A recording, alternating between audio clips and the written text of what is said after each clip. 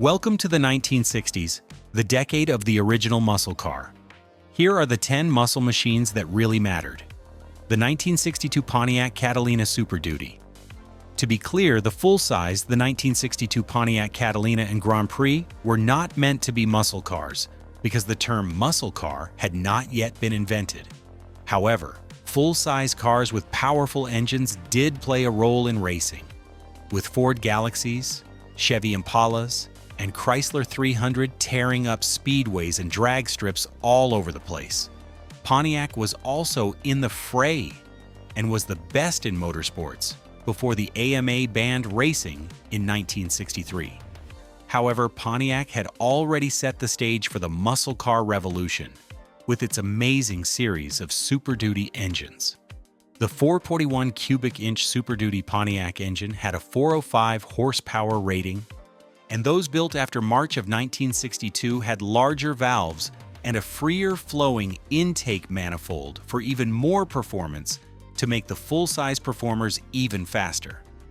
Pontiac put some Catalina and Grand Prix models on a special weight loss program that included aluminum body panels and a hood. At that point, the die was cast. A powerful engine in a lighter car just seemed like more fun. Fewer than 200 Super Duty 481 Pontiacs were built, but they were a harbinger of the muscle car flood that would come next, led by Pontiac. In 1963, Chrysler was still mostly making full-size cars, but they had already moved to an intermediate body.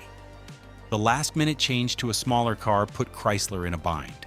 They had to scale down designs of Virgil Exner's larger cars, which now looked cartoonish and out of step. However, Chrysler worked quickly to redesign the midsize B-body range for 1963, with Plymouth getting the better end of the deal stylistically. With Elwood Angle in charge of the design department, the engineers in Auburn Hills got to work on the Max Wedge big block engine with a team led by Tom Hoover. The resulting 413 CI Max Wedge big block engine was a huge success. The Chrysler Superstock 413 and the Dodge Ram Charger 413 were the first muscle cars of the 1960s. The Max Wedge grew to 426 cubic inches and 425 horsepower when it was paired with the industry's first 3-speed automatic transmission. The lightweight 426 CI Max Wedge-equipped B-bodies were nearly unbeatable on the track. Sales of B-body Plymouth Intermediates in 1963 were up 44% from 1962 because of Elwood Angle's more streamlined styling. Around 250 Max Wedge Plymouths were built in 1963, making them super rare. Max Wedge cars were usually off-limits to the public, which is an ironic twist. The Chrysler Max Wedge cars from 1962 to 1963 were the first intermediates with big engines and the first cars to fit the muscle car recipe. The 1964 Ford Fairlane Thunderbolt was a big step up for Ford. In 1963, they were still using full-size cars to win in NASCAR and on the drag strip. For Ford, that meant using the Galaxy 500, which was fast with the new 400 center Toy 7 CI big block FE engine, but not fast enough. To get into the 60s muscle cars game, Ford needed something smaller and lighter, and that came in the form of the 1964 Ford Fairlane Thunderbolt. The Thunderbolts were built on Ford's new mid-size Fairlane platform, which came out in 1962. They had Ford's high-output 427 CIF big block, which made 425 horsepower at 6,000 revolutions per minute. In 1964, Ford made only 100 Fairlane Thunderbolts, the only year they were made. There were 49 for speeds and 51 for automatics, but they were not allowed to be used in NASCAR. They went on to win the 1964 NH Superstock Championship, and NASCAR changed its rules in 1965, banning the Chrysler Hemi and giving Ford the stock car racing victory, along with the powerful 427 FA. In a midsize Fairlane, the lightweight intermediate took more steps by replacing the steel hood doors, fenders, and bumper with fiberglass ones, and the glass side and rear windows with plexiglass. 1965 Pontiac GTO Tri-Power, the breakthrough year for 60s. Muscle cars came in 1964 with Pontiac's GTO trim level on the midsize L-Mans model. This was done to go against GM's official policy of moving away from racing and performance. Pontiac's choice to go over the corporate engine displacement limit of 330 cubic inches for midsize models was a risky one, but it worked out because the model was a huge hit, and GM ruled in Pontiac's favor on the displacement ban. Motor Trend loved the 1968 Pontiac GTO and its Endura bumper so much that it named it Car of the Year. Hot rodders have been more interested in Pontiac GTO's famous tri-power carb setup, which peaked in 1965 but was no longer made by 1967. In 1965, the Pontiac GTO got better brakes, which made it more refined. Heavy-duty shocks. The redesigned 1965 GTO had a stronger anti-sway bar, more power for the Bass version engine, 335 horsepower, and a higher horsepower rating for the 389 Ci Trowers, 360 horsepower. Sales of the new model more than doubled to 75.4 units. In 1966, Chrysler got serious about street performance and offered the previously race-only 426 Ci Hemi to anyone who could pay for it. The idea to homologate the Hemi for the street came from NASCAR, which had banned the race Hemi from competition during the 1965 season, after it made a clean sweep in 1964 with Richard Petty. Driving a Hemi-powered Plymouth NASCAR made it clear that if you don't make it for the public, you can't race it here. After that, the 425 horsepower Hemi found its way under the hoods of both Dodge and Plymouth Intermediates for 1966. To make this happen, the Hemi needed some important development work to make it reliable enough for anyone to use in all kinds of weather and at different altitudes. Considering how quickly engine technology improved throughout the 1960s, it's amazing that the Chrysler Street Hemi formula changed little during the reign of 60s muscle cars. AMC AMX from 1968 American Motors got into the muscle car business relatively late. They had framed their lineup as the car for the human race, focusing on family transportation. By 1968, they were playing catch-up because they had revolutionized the U.S. auto industry just a few years earlier by leading the movement towards smaller cars.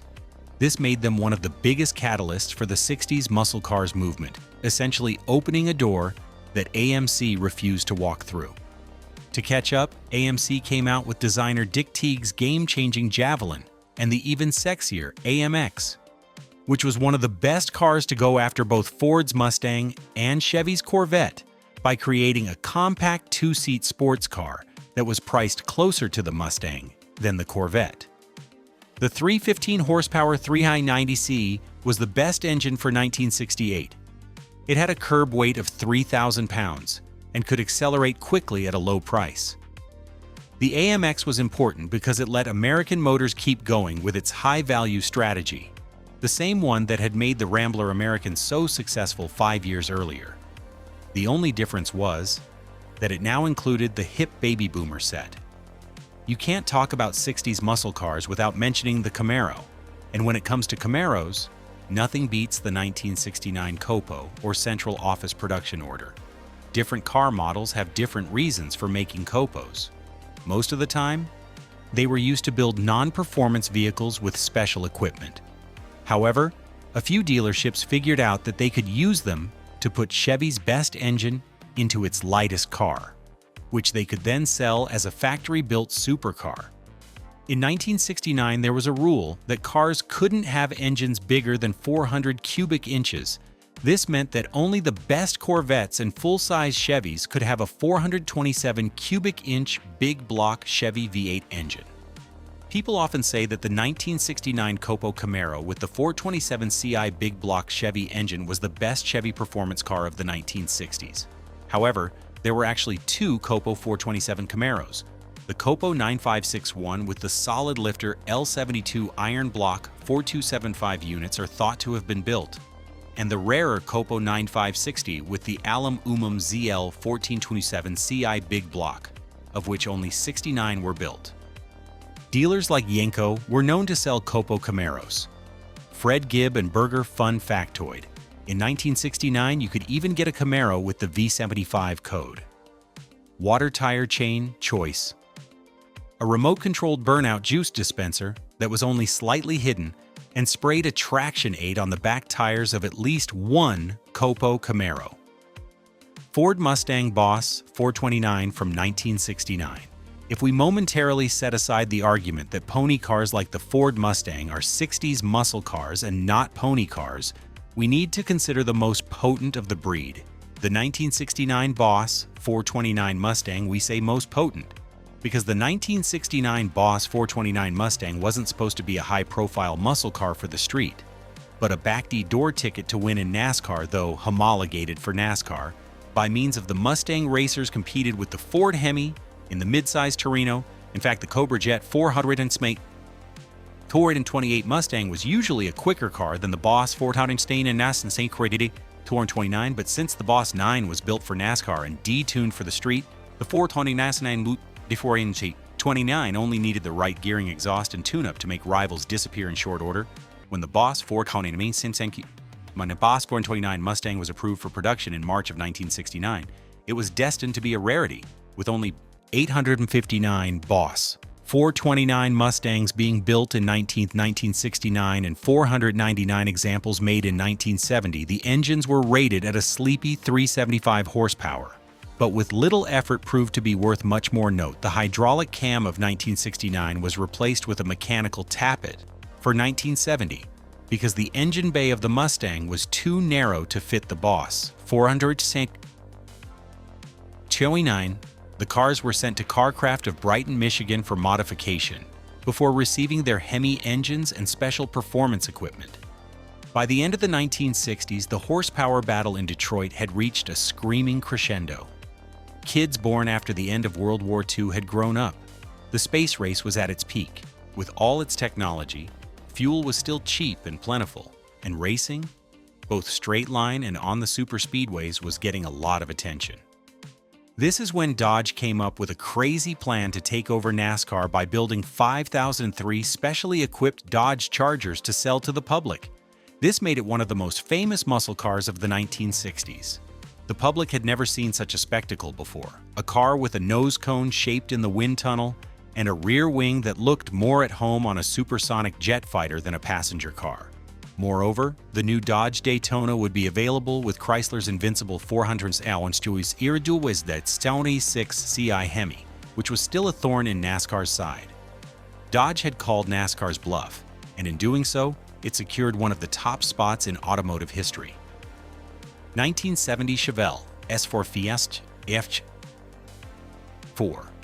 The General Motors midsize A-body platform and the Chevy Malibu in particular get much of the credit for growing the 60s muscle cars. In the Chevy Malibu's top form, the Chevelle SS, the car would sit atop the popularity pile of muscle cars for decades, cementing its reputation as a potent machine for 1970. The 454 Ci big block Chevy became available on the Chevelle as part of Equipment Option Group RPO Z15, and this was the magic handshake you needed to special order. The 1970 Chevelle SS454. The 454 Ci big block was available in two flavors, a 360 horsepower LS5 and the solid lifter cowl inducted 11.1 compression, 450 horsepower LS6 at the time. This was the most horsepower ever offered in a production car. Just 4,475 LS6 powered SS454 Chevelle were produced in 1970, but there is a fly in the ointment. After 1968, the Chevelle Superduty Sport was demoted from being a separate car model to just a trim line of the Malibu, prior to which a specific VN identifier could be used to positively identify a real super sport model from 1969 onward. However, the Chevelle SS could only identified through the sleuthing of dealership paperwork, broadcast sheets, MONR stickers, and other indirect means. It's therefore difficult to establish the genuine provenance of a 19969 and later Chevelle C's, making such examples even rarer and more expensive than production numbers might otherwise indicate.